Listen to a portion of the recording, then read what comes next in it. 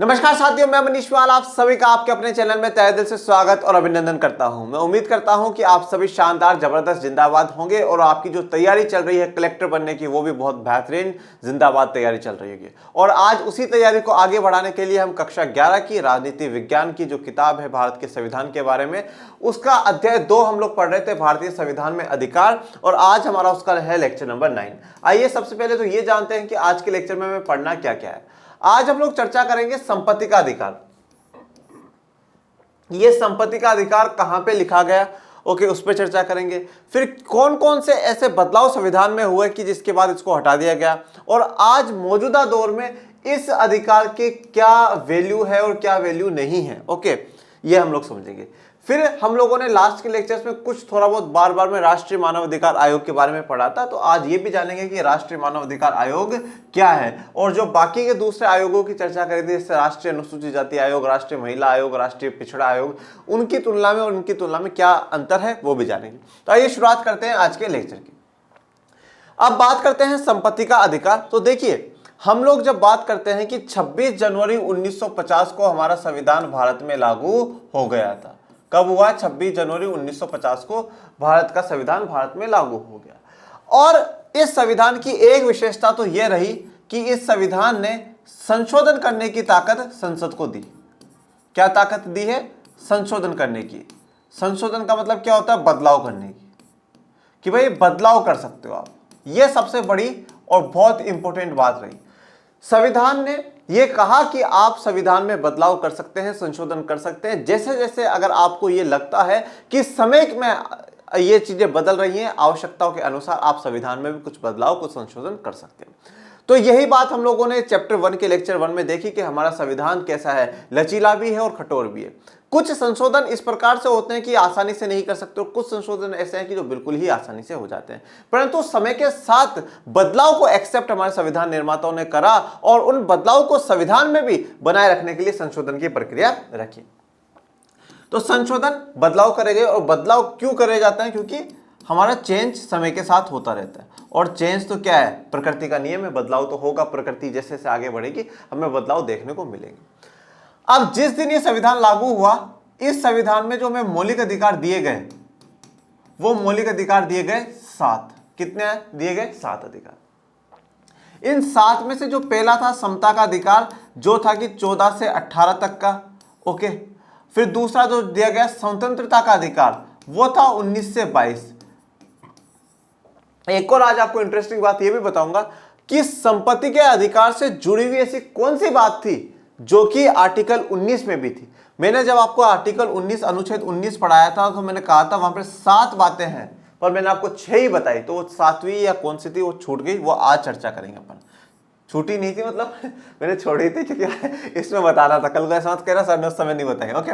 और तीसरा अधिकार है शोषण के विरुद्ध अधिकार, वो है अनुच्छेद 23 से 24 में। और उसके बाद है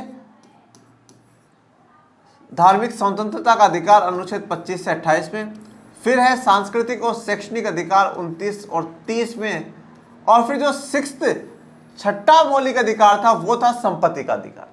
6वां जो मौलिक अधिकार था वो था संपत्ति का अधिकार, अनुच्छेद 31 में। तो आज हमें कौन से अनुच्छेद की चर्चा करनी है? अनुच्छेद 31 की चर्चा करनी है। और फाइनली 7वां जो मौलिक अधिकार था, जो कि भारतीय संविधान की हृदय और आत्मा बाबा साहब अम्बेडकर ने बताई है, अनुच्छेद 32 था। तो ये हमारा जब मौलिक अधिकारों की चर्चा करते हैं भाग 3 में कहां से कहां तक अनुच्छेद आते हैं? भाग 3 में 12 से 35 तक के अनुच्छेद आते हैं। तो 14 से लेके 32 तो यहां पर कवर हो गए। 12 और 13 में आपको बता चुका हूं। अब आप मुझे आज कमेंट बॉक्स में बताइएगा कि 33, 34 और 35 ये वाले जो अनुच्छेद है, इनको जानने में आप इच्छुक हैं क्या?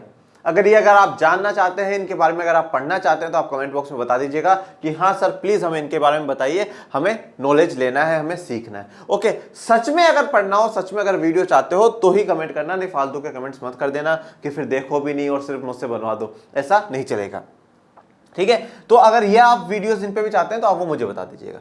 आज हमारी चर्चा होगी इस वाले आर्टिकल पे, आर्टिकल 31 पे। और एक और इंटरेस्टिंग बात यह रही कि ये जो आर्टिकल 31 है, जिस दिन से संविधान में जुड़ा, मतलब 26 जनवरी 1950 से भारत का संविधान लागू हुआ, उस समय से ही ये वाला आर्टिकल या ये वाला अनुच्छेद सबसे ज्यादा विवादित रहा। भारतीय संविधान में सबसे ज्यादा विवादित अगर मुद्दा कुछ रहा तो वो अनुच्छेद 31 का रहा, संपत्ति का अधिकार या राइट टू प्रॉपर्टी। अभी क्यों रहा, कैसे रहा, तो आइए उस पर चर्चा कर लेते हैं।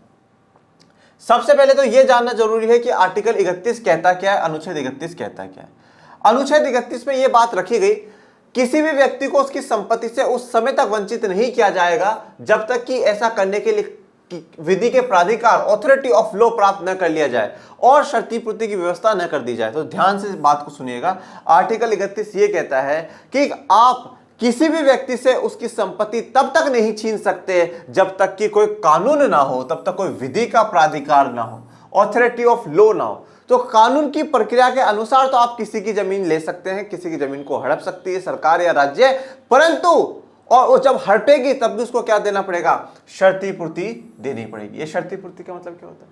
क्षति का मतलब है नुकसान, जो उसको नुकसान हुआ है। भाई मेरी जमीन दे रहा हूं तो मुझे तो नुकसान हो गया ना, तो उस नुकसान की क्या करो, पूर्ति करो। और इस नुकसान की पूर्ति कैसे होती है, मुआवजा देकर के, कि भाई आप उसको क्या करो, मुआवजा दो।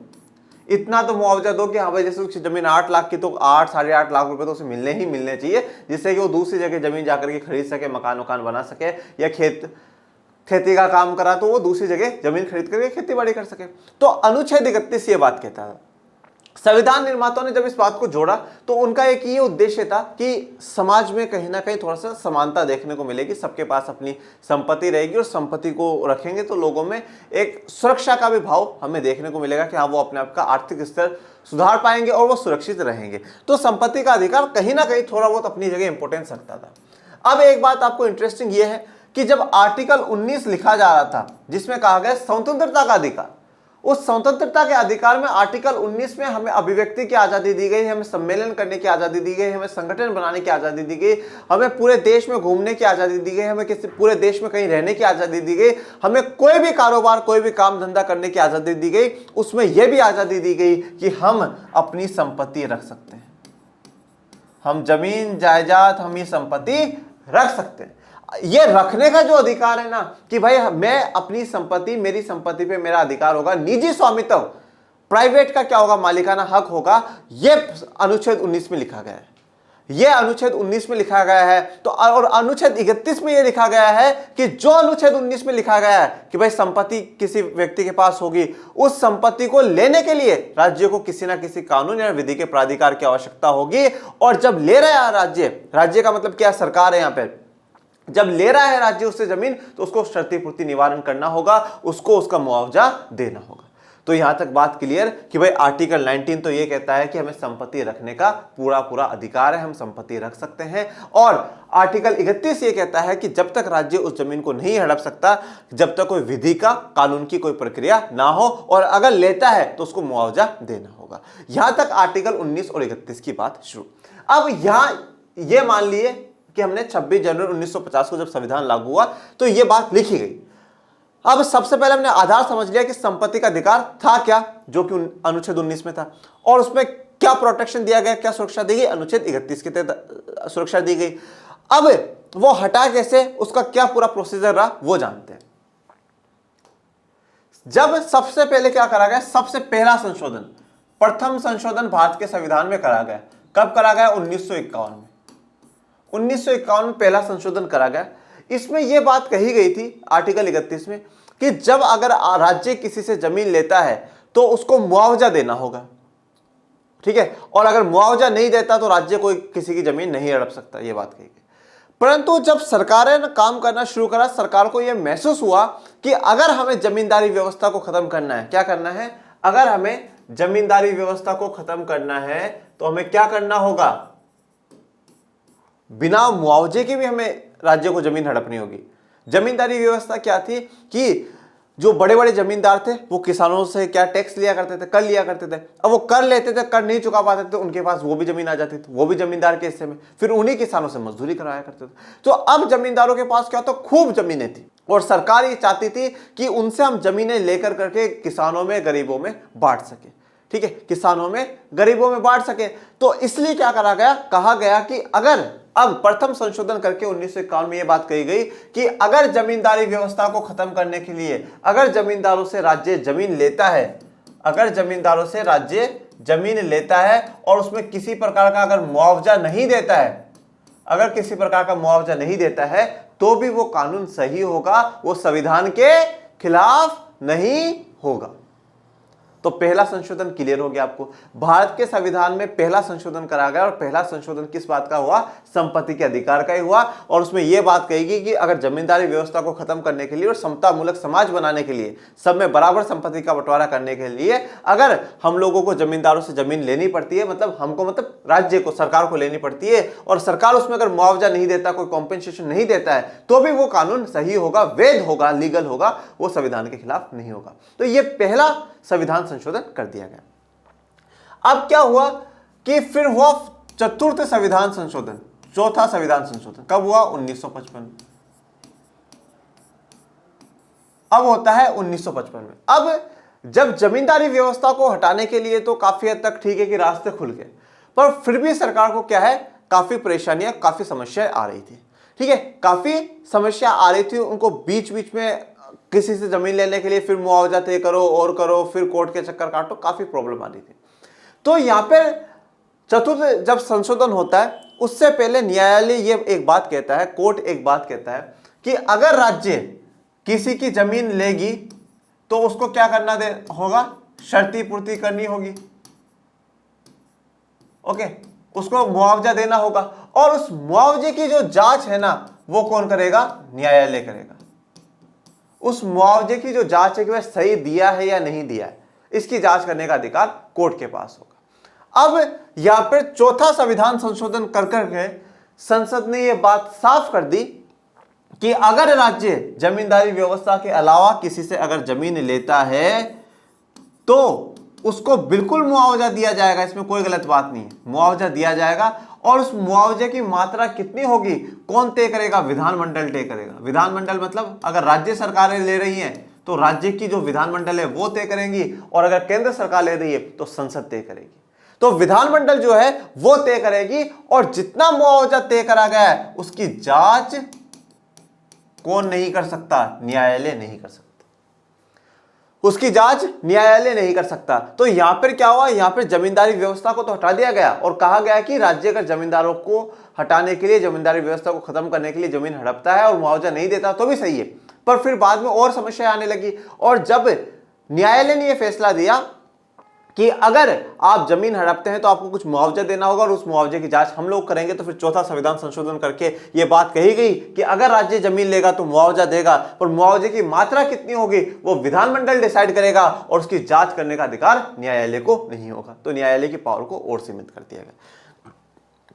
अब जब से संविधान बना, यह बात मान ली गई थी कि संविधान में संशोधन किया जा सकता है, संविधान में संशोधन किया जा सकता है, और संशोधन किसी में भी किया जा सकता है, और किसी में भी किया जा सकता है तो मूल अधिकारों में भी किया जा सकता है। अगर हम कह रहे हैं कि संविधान में संशोधन किया जा सकता है तो मूल अधिकारों में भी किया जा सकता है, बोले ठीक है। तो 1965 में तो यह बात क्या है, कोर्ट ने मान ली थी कि हाँ बोले किया जा सकता है, मूल अधिकारों में भी संशोधन हो सकता है। पर 1967 में मना कर दिया। कोर्ट ने कहा कि नहीं नहीं नहीं नहीं नहीं नहीं, नहीं। मूल अधिकारों में आप संशोधन नहीं कर सकते। मूल अधिकार बहुत आवश्यक है, बहुत जरूरी है। तो संसद या कोई भी विधानमंडल मूल अधिकारों में बदलाव नहीं कर सकेगी। विधानमंडलों के पास वैसे अधिकार भी नहीं, वो संसद के पास ही है। ओके, तो संसद क्या है, मूल अधिकारों में बदलाव नहीं कर पाएगी। अब कोर्ट ने जब ये बात बोल दी तो संसद और सरकारें हिल गई, और जब सरकारें हिल गई तो एक दिक्कत ये आई कि 1971 में आकर के 1971 में भारत में चुनाव हुए, और इंदिरा गांधी जी ने गरीबी हटाओ, सामाजिक समानता लाओ, ऐसे नारे दिए। और सामाजिक समानता लाने के लिए काफी ऐसे काम करने थे जो कहीं ना कहीं जाकर के मूल अधिकारों के खिलाफ थे। और अभी हम नेक्स्ट जो हमारे लेक्चर्स होंगे वो डीपीएसपी के होंगे, राज्य नीति निर्देशक तत्व। डीपीएसपी पूरा का पूरा समाज कल्याण के लिए, ठीक है, कि समाज का किस प्रकार से कल्याण किया जाता है। अगर आप 71 के दौर के बाद देखेंगे ना, तो इंदिरा गांधी जी कहीं ना कहीं अब कंट्रोवर्सी में आना शुरू हो जाएगी। उनकी न्यायपालिका के साथ तूतू में चलेगी, उनके मंत्रियों के साथ तूतू में चलेगी, कांग्रेस के लीडर्स के साथ उनकी तूतू में चलेगी, ठीक है, लड़ाई चलती रहती है। तो यहां पर यह बात कही जाती है कि अगर डीपीएसपी को पूरा करने के लिए, अगर राज्य के नीति निर्देशक तत्वों को पूरा करने के लिए मौलिक अधिकारों में बदलाव किया जाए तो कर सकते हैं क्या? न्यायालय कहता है नहीं कर सकते। तो ये तो दिक्कत वाली बात हो गई। तो और उन्होंने वादा कर दिया गरीबी हटाओ, सामाजिक समानता लाओ, तो इसलिए क्या है, जमींदारों की कोई व्यवस्था उसको खत्म करने के लिए, किसी भी प्रकार का काम करने के लिए किसी ना किसी मौलिक अधिकार, विशेष करके संपत्ति के अधिकार का हनन हो सकता है। तो इसलिए क्या करा गया, फिर संविधान में बदलाव करा गया। कब करा गया, 1971 में 24वां संविधान संशोधन करा गया। 24वां संविधान संशोधन करा गया और 24वें संविधान संशोधन के तहत यह कहा गया कि संसद किसी भी भाग को क्या कर सकती है, संशोधित कर सकती है और उसमें मूल अधिकार भी आ जाते हैं। ठीक है, संसद किसी भी भाग को संशोधित कर सकती है और उसमें मूल अधिकार भी आ जाते हैं। और फिर 1971 में ही 25वां संविधान संशोधन करा गया और 25वें संविधान संशोधन के तहत यह बात कही गई कि अगर राज्य सार्वजनिक उद्देश्यों को पूरा करने के लिए किसी की जमीन का अर्जन करती है, मतलब किसी की जमीन को लेती है, और मुआवजा की जो जांच है वो न्यायालय नहीं करेगा, तो मुआवजे की जांच के लिए न्यायालय नहीं जा सकते। ठीक है, तो यहां पर अब फाइनली संविधान में ये अथॉरिटी कर दी गई कि भाई मुआवजे की जांच न्यायालय नहीं करेगा, मुआवजे की जांच के लिए खत्म कर दिया मामला। तो अब यहां पर आप एक बार पूरी टाइमलाइन देखिए। 1951 में जमींदारी व्यवस्था को हटा करके अगर राज्य लेता है तो वो मुआवजा ना दे तो भी माना जाएगा। 1955 में ये कहा गया कि जमीन, ठीक है, जमीन लेके मुआवजा देंगी सरकार, परंतु उस विधानमंडल तय करेगा, राज्य न्यायालय जांच नहीं कर पाएगा। यहां पर भी वही बात कही गई। 1971 में बात उठी तो 24वें संविधान संशोधन करके ये कह दिया गया कि मूल अधिकारों में परिवर्तन कर सकते हैं और 25वां परिवर्तन करके ये कहा गया कि सार्वजनिक उद्देश्य के लिए, हम सार्वजनिक उद्देश्य के लिए मतलब जनता की भलाई के लिए सरकार लेती है और उसमें अगर मुआवजा दे ना दे और मुआवजे की जांच वहां पर नहीं होगी, ये फाइनल बात कर दी गई। ठीक है, यहां पर भी बात कह दी गई जांच नहीं होगी, पर यहां पर सार्वजनिक उद्देश्य के लिए लेकर करके जांच ना करती तो ये बात बिल्कुल क्लियर करेगी। तो 25वां संविधान संशोधन तक हम लोग पहुंच गए। फिर इसके बाद होता है 29वां संविधान संशोधन। क्या हुआ, 29वां संविधान संशोधन होता है। 29वें संविधान संशोधन में यह बात कही गई, पहली बात तो इस वाले मैटर को क्या कर दिया गया, 9वीं सूची में डाल दिया गया, 9th शेड्यूल में डाल दिया गया, अनुसूची में डाल दिया गया। और 9th अनुसूची में जाने का मतलब है उन मुद्दों पे कोर्ट भी बात नहीं कर सकता, वो संसद के अधीन ही है, कोर्ट भी उन चीजों पे नहीं जाएगा। 29वें संविधान संशोधन में यह बात कह दी गई कि अगर राज्य किसी से जमीन लेता है और अगर चाहे वो जमीन किसी की खेती की हो, वो चाहे वहां पर जुताई कर रहा हो, वहां पर कुछ भी कर रहा हो, अगर वो जमीन भी राज्य लेती है, अगर राज्य के सार्वजनिक उद्देश्य के लिए है, अगर वो जमीन ले लेती है राज्य, और अगर उसका मुआवजा राज्य बाजार लागत से भी कम देती है, मतलब अगर जो बाजार में मूल्य चल रहा हो उससे भी अगर कम देती है, तो भी व्यक्ति कोर्ट नहीं जा सकता, कोर्ट उसमें दखलंदाजी नहीं करेगा। मतलब सरकार राज्य कितना मुआवजा दे रही है, सरकार राज्य कितना मुआवजा दे रही है, यह डिसाइड करने का काम न्यायालय का नहीं होगा। सरकार ज्यादा दे कम दे, इसके लिए व्यक्ति न्यायालय नहीं जा सकता और न्यायालय इसमें कुछ नहीं कर सकता। तो यहां तक की बात क्लियर हुई। अब फिर वो दौर आ जाता है जब 1975 में आपातकाल लग जाता है, इमरजेंसी लग जाती है, 1.5-2 साल तक आपातकाल का दौर चलता है। फिर जनता पार्टी की सरकार बनती है और जनता पार्टी की सरकार आती है। जनता पार्टी की सरकार ने ये कायदा वादा करा था कि जो संपत्ति का अधिकार है वो मूल अधिकार नहीं होगा, वरना कानूनी अधिकार होगा। मतलब कह दिया गया कि हम कानूनी अधिकार उसको बना देंगे, आप लोग चिंता ना करें। क्यों ये बात क्यों कही गई, क्योंकि कहीं ना कहीं तानाशाही से अब लग रही थी कि भाई इंदिरा गांधी जी तानाशाही कर रही है, किसी की जमीन को हड़प रही है, कुछ भी कर रही है, काफी विवादित ये चीज चल रही है। ठीक है, तो इसलिए हम लोग क्या करेंगे, मूल अधिकार तो नहीं पर उसको कानूनी अधिकार के रूप में रखेंगे और आपके जो अधिकार है जनता के अधिकार है, और हमारा सर्वोच्च जो उद्देश्य रहेगा वो क्या रहेगा, जनता की भलाई, जो पिछड़ चुके हैं उनको समतामूलक समाज बनाना, ये हमारा उद्देश्य रहेगा। ये बात कही कि सरकार आती है और 44वां संविधान संशोधन करती है। ये 44वां संविधान संशोधन 1978 में होता है, 1978-1979 में होता है। 1979 इसलिए कहा गया क्योंकि 30 अप्रैल से यह बात लागू हो गई थी। ठीक है, 30 अप्रैल से ये बात लागू हो गई थी। जैसे कुछ चीजें क्या होता है, लागू होने का टाइम भी होता है। जैसे कि अगर आप बात करेंगे जम्मू कश्मीर में से जो धारा 370 है, अनुच्छेद 370 है, वो 5-6 अगस्त 2019 को हटा दिया गया, पर लागू कब से हुआ, 31 अक्टूबर से। 31 अक्टूबर क्यों चुनी गई, क्योंकि 31 अक्टूबर को सरदार वल्लभ भाई पटेल जी की जयंती आती है। ठीक है, और वो एकता के प्रतीक हैं, उन्होंने रजवाड़ों को भारत में जोड़ा, तो उनकी याद से कि सदैव याद रखा जाएगा, तो इसलिए क्या है 31 अक्टूबर से ये लागू हो जाएगा। तो 30 अप्रैल की 1979 को मान लिया गया लागू हो जाएगा। इसमें यह बात कही गई कि आज से ये जो 31वें अनुच्छेद में ये दे रखा है अधिकार, इस अधिकार को यहां से शिफ्ट कर करके हम 300 क अनुच्छेद में डाल देते हैं। किस में डाल देते हैं? 300 क या 300 ए जो अनुच्छेद है उसमें हम लोग डाल देंगे। और अब से यहां पर तो ये क्या था? मूल अधिकार था। अब पर यह अब सिर्फ और सिर्फ एक संवैधानिक या एक कानूनी अधिकार है क्या? सिर्फ और सिर्फ एक कानूनी अधिकार है क्या? तो अब कानूनी अधिकार में क्या सरकार किसी की भी जमीन छेड़ लेगी? नहीं, ये बात कही गई कि अभी भी क्या होगा कि कानूनी रूप से भी बिना विधि के, बिना कानून के राज्य जमीन नहीं ले सकता। बिना विधि, बिना कानून के जमीन नहीं लेगा। और जो भूमि सीमाकरण के अंदर आएंगे उनकी जमीन नहीं ली जाएगी, पर जिनके पास भूमि सीमाकरण से ज्यादा है उनकी ली जाएगी। ठीक है, भूमि सीमाकरण का मतलब क्या? लैंड सीलिंग एक्ट आया था। लैंड सीलिंग एक्ट या भूमि सीमाकरण कानून क्या था? जैसे सीलिंग किसको कहते हैं? जो ये छत होती है। सीलिंग का मतलब क्या? बस इससे ऊपर नहीं जा सकते। पर मेरी हाइट आज यहाँ है, ठीक है, पर यहाँ तक हो जाएगी, ठीक है, नहीं तो बाकी फिर मुझे क्या होगा? यूं झुक करके जाना पड़ेगा। तो एक हाइट है, तो यहां पर एक क्या कर दिया? सीमा लगा दी गई कि भाई एक व्यक्ति के पास इससे ज्यादा जमीन नहीं होनी चाहिए। और क्यों लगाई गई? जमींदारी व्यवस्था को खत्म करने के लिए। तो ये कहा गया कि भूमि सीमाकरण के अंतर्गत जिसके पास जितनी जमीन है, ठीक है, पर उससे ज्यादा होगी तो वो लेंगे, कानून के अनुसार लेंगे। और अगर किसी की जमीन ली जा रही है तो उसको मुआवजा दिया जाएगा। तो आज भी हमारे पास ये अधिकार है कि हम हमारी संपत्तियों का निजी स्वामित्व कर सकते हैं और सरकार बिना किसी की जमीन को नहीं हड़प सकती, और हड़पेगी तो हमें कुछ ना कुछ मुआवजा देगी। ठीक है, तो यहां तक ये संपत्ति का पूरा अधिकार मैं उम्मीद करता हूं पूरा समझ में आ गया होगा। सारे संशोधन सब कुछ मैंने आपको बता दिए हैं। चलिए अब आ जाते हैं जो आपकी किताब वालों ने पढ़ा रखा है। मौलिक अधिकार और नीति निर्देशक तत्वों के मध्य संबंधों पर उठे विवाद के पीछे एक महत्वपूर्ण कारण था मूल संविधान में संपत्ति अर्जन, स्वामित्व और संरक्षण का मौलिक अधिकार दिया गया था। देखिए, मौलिक अधिकारों और नीति निर्देशक तत्वों के मध्य संबंधों पर, ये दोनों में देखिए बहुत बड़ा रिलेशनशिप है। ये पहली बात भाग 3 में रखा गया और ये भाग 4 में रखा गया। ठीक है, पर इसमें यह बात कही गई कि अगर इनमें से किसी का भी उल्लंघन होता है तो आप कोर्ट जा सकते हैं, और इनमें कहा गया है कि अगर सरकार ना करे तो भी आप कोर्ट नहीं जा सकते। ठीक है, दोनों के बीच में एक जो अंतर है वो अंतर अपन लोग इन आने वाले लेक्चर्स में पढ़ेंगे। तो इन दोनों को अब सरकार कभी सोचती है ये पूरा करे तो इनमें कहीं ना कहीं कॉम्प्रोमाइज करना पड़ेगा, और ये पूरा करे तो ये तो चलो नहीं भी होंगे तो कोई दिक्कत वाली बात नहीं। पर जब ये कर रहे हैं तो इनसे कॉम्प्रोमाइज हो रहा है तो लोग कोर्ट चले जाते हैं और हमें चैलेंज कर देते हैं। तो इसलिए क्या हुआ कि मौलिक अधिकार नीति निर्देशकों के जो संबंध है उसमें सबसे बड़ा जो सवाल था, विवादित जो सवाल था, वो ये था कि संपत्ति का अर्जन करना, मतलब संपत्ति लेने का, स्वामित्व उसमें मालिकाना हक का, और संरक्षण उसको बचा करके रखने का अधिकार एक मौलिक अधिकार था। कौन सा अनुच्छेद के तहत? अनुच्छेद 31 के तहत।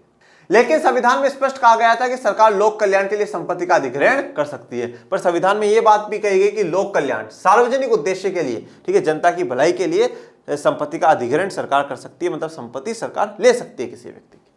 और देखिए, और ये तो आपने कक्षा 10 तक की ज्योग्राफी में पढ़ाई होगा कि व्यक्तिगत संसाधन होते हैं। ठीक है, तो अब व्यक्तिगत संसाधन मेरे संसाधन है, फिर समुदाय के संसाधन होते हैं जो पूरी सोसाइटी के, पूरी कम्युनिटी के, और फिर राष्ट्रीय संसाधन आते हैं।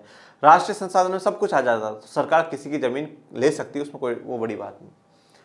1950 से सरकार ने अनेक ऐसे कानून बनाए जिससे संपत्ति के अधिकार पर प्रतिबंध लगा। तो 1950 से धीरे धीरे सरकार ऐसे कानून बनाने लग गई जिससे कि जो संपत्ति का अधिकार है उस पर काफी प्रतिबंध, काफी रेस्ट्रिक्शंस, काफी रोक लगना शुरू हो गई। मौलिक अधिकारों और नीति निर्देशक तत्वों के मध्य विवाद के केंद्र में यही अधिकार था। बस इन दोनों में सबसे, अगर ज्यादा इन दोनों में कहीं विवाद आ रहा है तो मौलिक अधिकार जो ये वाला है, संपत्ति का अधिकार, इसी को लेकर के आ रहा है, बाकी किसी से कोई समस्या नहीं थी। आखिरकार 1973 में सर्वोच्च न्यायालय ने अपने निर्णय में संपत्ति के अधिकार को संविधान के मूल ढांचे का तत्व नहीं माना और कहा कि संसद को संविधान का संशोधन करके इसे प्रतिबंधित करने का अधिकार है। ठीक है, जैसा मैंने आपको कहा कि 65 में मना किया जाएगा। ठीक है, 65 में क्या कहते हैं कि आप कर सकते हैं बदलाव। ठीक है, और 67 में न्यायालय मना कर देता है कि नहीं, मूल अधिकार है, आप संशोधन नहीं कर सकते। पर 71 में सरकार ने संसद में बदलाव करवा दिया और कह दिया कि ये हम बदलाव कर सकते हैं। ठीक है, तो ये बात यहाँ पर भी आती है। 1978 में जनता पार्टी की सरकार ने 44वां संविधान संशोधन करके संपत्ति के अधिकार को मौलिक अधिकारों की सूची से निकाल दिया और संविधान के अनुच्छेद 300 के अंतर्गत उसे एक सामान्य कानूनी अधिकार बना दिया। पर सारी की सारी वही बातें आज भी मौजूदा है कानूनी अधिकार के होने पर भी। ऐसा नहीं है कि जब मौलिक अधिकार था तो हमें कुछ बड़ा बेनिफिट था, या अब नहीं है। ठीक है, तो एक किताब में आपके लिए भी सवाल छोड़ रहा है कि मौलिक अधिकार से कानूनी अधिकार बनने पर आपको उसमें क्या बदलाव नजर आते हैं, तो ये आप बताइएगा। तो आप पढ़िएगा, कोशिश करिएगा, अगर आपको आंसर आता है तो आप कमेंट बॉक्स में बताने की कोशिश करिएगा। अब बात करते हैं राष्ट्रीय मानव अधिकार आयोग। देखिए, मानव मतलब व्यक्ति, सभी और उनके अधिकार, सभी मानवों के अधिकारों के लिए क्या करा गया, एक आयोग बनाया गया जो राष्ट्रीय स्तर पे होगा, देश के स्तर पे होगा। ये इसका इंग्लिश में नाम है national human right commission, national human right commission. ठीक है, ये जो बनाया गया ये संसद के द्वारा बनाया गया, संसद ने एक कानून बनाया और उस कानून में ये व्यवस्था करी गई कि भाई क्या होगा, एक राष्ट्रीय मानव अधिकार आयोग होगा। कब आया, ये आया 12 अक्टूबर 1993, 12 अक्टूबर 1993 में राष्ट्रीय मानव अधिकार आयोग की स्थापना करी गई। अब राष्ट्रीय मानव अधिकार आयोग के जो सदस्य होंगे वो कौन होंगे, इसमें कहा गया कि एक अध्यक्ष होगा, एक अध्यक्ष होगा, और वो अध्यक्ष कौन होगा, सुप्रीम कोर्ट का retired chief justice of India. जो सुप्रीम कोर्ट से अभी रिटायर्ड हुआ है वो चीफ जस्टिस ऑफ इंडिया को क्या करा जाएगा, इसका अध्यक्ष बनाया जाएगा। फिर इसमें जो सदस्य होंगे वो कौन होंगे, एक सुप्रीम कोर्ट का जो पहले जज रह चुका हो वो, और एक किसी हाई कोर्ट का चीफ जस्टिस रह चुका हो वो। देखिए, अध्यक्ष किसको बनाया है, जो कि सुप्रीम कोर्ट का, सर्वोच्च न्यायालय का मुख्य न्यायाधीश है, मतलब चीफ जस्टिस ऑफ इंडिया रह चुका है वो। और फिर सदस्यों में किस किस को जोड़ा गया है, एक सदस्य कौन होगा, जो कि सुप्रीम कोर्ट का पहले जज रह चुका है, और एक सदस्य ऐसा होगा जो किसी भी हाई कोर्ट का चीफ जस्टिस, मुख्य न्यायाधीश रह चुका होगा वो। इसके अलावा कहा गया कि 3 सदस्य जिनको मानव अधिकारों के बारे में काफी ज्ञान होगा, काफी नॉलेज होगा उनको, और इनमें से एक वुमेन का, एक महिला का होना आवश्यक है। तो 3 में से एक तो कम से कम महिला होनी ही होनी चाहिए। ये मतलब टोटल आप कह सकते हो 6 जनों की टीम बना दी गई। ओके, 6 जनों की टीम बना दी गई। इसके अलावा यह बात कही गई कि जैसे कि national commission for schedule caste, अनुसूचित जाति, राष्ट्रीय अनुसूचित जाति आयोग जो है वो, इसका जो चेयरमैन होगा, राष्ट्रीय अनुसूचित जाति आयोग का जो चेयरमैन होगा, अध्यक्ष होगा वो। National commission for schedule tribe, अनुसूचित जनजाति के लिए जो आयोग है, पिछड़े वर्ग के लिए जो आयोग है, महिलाओं के लिए जो आयोग है, वुमेन्स के लिए जो आयोग है, माइनॉरिटी के लिए, अल्पसंख्यक के लिए जो आयोग है वो, बच्चों के लिए जो आयोग है वो। ठीक है, इन सभी के जो आयोगों के अध्यक्ष हैं वो अध्यक्ष क्या होंगे, पदेन सदस्य होंगे। क्या होंगे, पदेन सदस्य होंगे। पदेन सदस्य को बोला जाता है इंग्लिश में एक्स ऑफिशियो मेंबर्स। क्या कहा जाता है, एक्स ऑफिशियो मेंबर्स। अब इसका मतलब क्या होता है, पदेन सदस्य एक्स ऑफिशियो मेंबर्स का मतलब क्या है कि जो भी यहां पे, जैसे कि राष्ट्रीय अनुसूचित जाति आयोग का जो भी अध्यक्ष होगा, जैसे कि मान लीजिए कि भाई कोई व्यक्ति है, ठीक है, आज वो व्यक्ति राष्ट्रीय अनुसूचित जाति आयोग का अध्यक्ष बन गया। अब अध्यक्ष बन गया तो वो ऑटोमेटिकली क्या हो जाएगा, राष्ट्रीय मानव अधिकार आयोग का भी सदस्य बन जाएगा, ऑटोमेटिकली बन जाएगा। ठीक है, जैसे मैंने कहा कि ये एक्स व्यक्ति है, ये एक्स व्यक्ति क्या है, ये जो राष्ट्रीय महिला आयोग है इसके अध्यक्ष है। ठीक है, अब ये अध्यक्ष है तो ये ऑटोमेटिकली क्या है, राष्ट्रीय मानव अधिकार आयोग की सदस्य भी है। ये मान लिया गया, ये आपको मानना ही है। मानना क्या, उसको पता है कि मैं हूं, उसको स्पेशली जारी नहीं करना पड़ेगा कि हाँ हाँ आपका अच्छा ये भी काम है। जैसे कि हम लोग कहते हैं कि जो भारत के उपराष्ट्रपति हैं वो क्या होंगे, राज्यसभा के अध्यक्ष होंगे, राज्यसभा के सभापति होंगे। ये पदेन है। पदेन मतलब जो भी उपराष्ट्रपति बन जाएगा ऑटोमेटिकली वो राज्यसभा का सभापति भी बन जाएगा। अब उसको बताना नहीं है कि हाँ भैया आप राज्यसभा के सभापति भी, नहीं सर, पता है। तो पदेन या एक्स ऑफिशियो मेंबर्स का मतलब ये होता है जो पहले ऑलरेडी किसी एक पोस्ट पर बैठते ही वो दूसरी पोस्ट के लिए भी क्या हो जाते हैं, एलिजिबल हो जाते हैं, उसके भी मेंबर बन जाते हैं। किसी भी संविधान द्वारा प्रदान किए गए अधिकारों की असली पहचान तब होती है जब उन्हें लागू किया जाए। सही बात है। अब संविधान सिर्फ और सिर्फ अधिकार दे दे, यही बात थोड़ी है। असली पहचान कब होगी, जब उनको सच में लागू भी कर दिया जाए, वो सच में इंप्लीमेंट हो, सच में लोगों को अधिकार मिले। जब समाज के गरीब, अशिक्षित, कमजोर तबके के लोगों को अपने अधिकारों को प्रयोग करने की स्वतंत्रता होनी चाहिए। ठीक है, हम अधिकारों को कब अच्छा मानेंगे, हम अधिकारों को कब सही मानेंगे, जब देश का गरीब, देश का अशिक्षित, जिनका शिक्षा ना हो, देश के जो कमजोर तबके के लोग हैं, जो बहुत पिछड़े में, उन सबको अधिकारों का प्रयोग करने की स्वतंत्रता, आजादी हो। वर्ष 1993 में सरकार ने राष्ट्रीय मानव अधिकार आयोग का गठन करा। यह उनका क्या है लोगो, सर्वभवंती भवन्तु सुखीन, सभी क्या होने चाहिए, सुखी होने चाहिए। इसमें आप डेट भी लिख लीजिए, 12 अक्टूबर 1993। राष्ट्रीय मानव अधिकार आयोग में सर्वोच्च न्यायालय का एक पूर्व मुख्य न्यायाधीश जो क्या होगा, अध्यक्ष होगा। क्या होगा, अध्यक्ष होगा। किसी उच्च न्यायालय का एक पूर्व मुख्य न्यायाधीश तथा मानव अधिकारों के संबंध में ज्ञान का व्यवहारिक अनुभव रखने वाले ये कौन है? ये 3 सदस्य होंगे, जिनमें से एक महिला का होना जरूरी है, 2 और सदस्य होते हैं।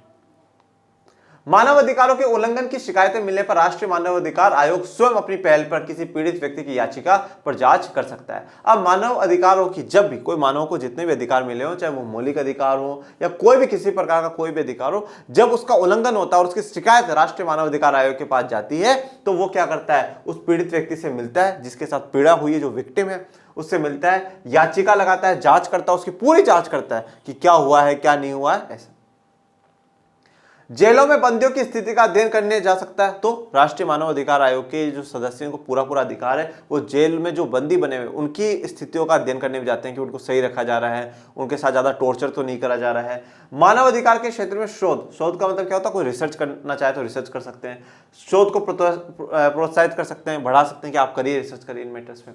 आयोग को प्रतिवर्ष हजारों शिकायतें मिलती है, बहुत सी शिकायतें भारत में मिलती है। इनमें से काफी क्या है? हिरासत में मृत्यु, कि भाई पुलिस ने पकड़ा और वहां पे हमारा व्यक्ति मर गया। हिरासत के दौरान बलात्कार होता है, वहां पे लोगों के गायब हो जाने की, लोग गायब हो गए, पुलिस की जाती है, मतलब पुलिस ज्यादा हमारे साथ टॉर्चर कर रही है, अत्याचार पुलिस कर रही है, कार्रवाई न किए जाने पे, जैसे कि मचल लालूंग वाला केस हुआ था, महिलाओं के प्रति दुर्व्यवहार है, ऐसे केस ज्यादा आते हैं। मानव अधिकार आयोग का सबसे प्रभावी जो हस्तक्षेप रहा वो पंजाब में युवकों का गायब होना और गुजरात दंगों के मामले में सबसे ज्यादा इनका हस्तक्षेप देखने को मिला। आयोग को स्वयं मुकदमा सुनने का अधिकार नहीं है, यह सरकार या न्यायालय को अपनी जांच के आधार पर मुकदमे चलाने की सिफारिश कर सकता है। देखिए, अब यह बात बहुत इंपॉर्टेंट है, इनको मुकदमा सुनने का अधिकार नहीं है। ऐसा नहीं है कि भाई मान लीजिए 2 व्यक्ति आए, एक्स और वाई, अब इस एक्स ने कुछ गलत करा है, इस एक्स के साथ मान लीजिए कुछ गलत हो गया है, ठीक है, या तो इसको है ना पुलिस बहुत ज्यादा टॉर्चर कर रही थी या और कर रही थी, और ये पुलिस में है, ये पुलिस डिपार्टमेंट से, तो अब ऐसा नहीं है कि राष्ट्रीय मानव अधिकार आयोग इसको सजा सुना देगा, आज से आपको सस्पेंड कर दिया जाता है, जाओ, या अब आपको फांसी पे चढ़ा दिया जाएगा। नहीं, सुनाने का, मुकदमा सुनने का अधिकार नहीं है, ये सिर्फ और सिर्फ उसके बारे में जांच पड़ताल कर सकते हैं, क्या हुआ है क्या नहीं हुआ है, फिर ये कोर्ट में केस भेजेंगे, ये खुद कुछ नहीं कर सकते। ठीक है, ये सरकार या न्यायालय को अपनी जांच के आधार पे ये जो अपनी रिपोर्ट है वो रिपोर्ट भेज देंगे सरकार के पास या न्यायालय के पास, और फिर वही मुकदमा चलाएंगे। ओके, तो आज के लिए इतना ही। आपको कोई भी डाउट, कोई भी समस्या हो तो आप कमेंट बॉक्स में जरूर पूछिएगा, और पढ़ते रहिए, आगे बढ़ते रहिए, और मुझे बताइएगा अनुच्छेद 33, 34, 35 आपको जानना है या नहीं जानना। ठीक है, और फिर हम हमारे जो राज्य के नीति निर्देशक तत्व हैं उन पर भी चर्चा करेंगे, और एक मौलिक कर्तव्य की भी बात आपकी किताब में करी गई है, तो हम वो जो 11 मौलिक कर्तव्य है हमारे, उन पर भी चर्चा करेंगे। ठीक है, और मौलिक कर्तव्यों का भारतीय संविधान में कैसे जुड़े और क्यों जुड़े, और क्या वो रहना नहीं रहना सही है या नहीं है, सभी पे चर्चा करेंगे। आप पढ़ते रहे, आगे बढ़ते रहे, मिलेंगे नेक्स्ट लेक्चर में, तब तक के लिए थैंक यू सो मच। जय हिंद, जय भारत।